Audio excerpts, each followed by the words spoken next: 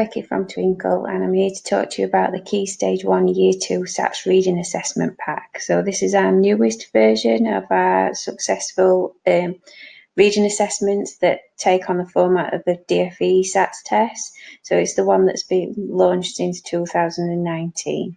So within the download, you get a paper 1 reading prompt and answer booklet, and then paper 2, just like in the real thing, you'd have the paper 2 reading booklet and answer booklet. We've also got the mark scheme, and then a really handy tool, we've got an analysis grid that's in an Excel spreadsheet. So I'll just take you through some of the papers. So then we've very much designed these to mimic the DFE SATS test, as I've mentioned. So we've got the test prompt and answer booklet for paper 1 that's got 3 separate texts in it. So it's got a fictional text called Fred's Odd Pet, a poem called Raw, and then a non-fiction report text that's called Super Spinosaurus. So obviously we're all on the dinosaur theme here. So just like the real thing, you'd have a page of useful words before going in to the text itself in small chunks with practice questions to start with, and then slightly bigger chunks of text with questions to match each extract. So we've got Fred's Odd Pet, which is a story about a little boy who wins a prize for his baby T-Rex. We've got Raw, which contains the useful words, which are all the dinosaur names, which you can obviously go through with the children before they complete the assessment, which is a poem about dinosaurs.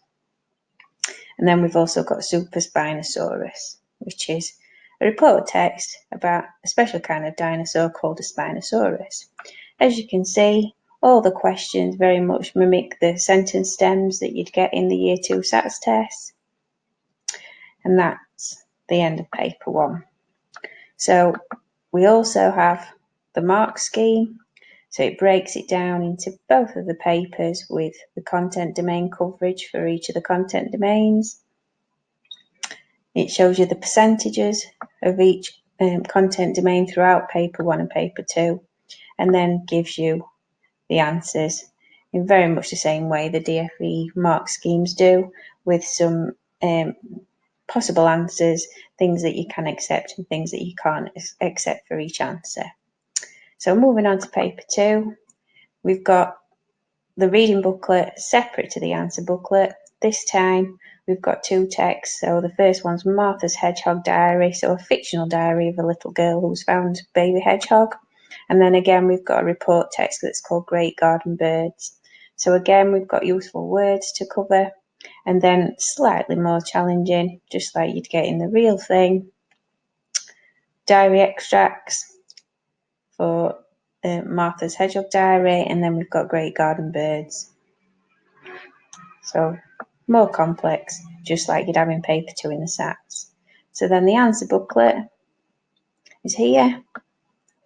So the children will have to refer back to the text. This is designed to be slightly more challenging, much like the old level 3 papers. Again, designed to look just like the real assessments.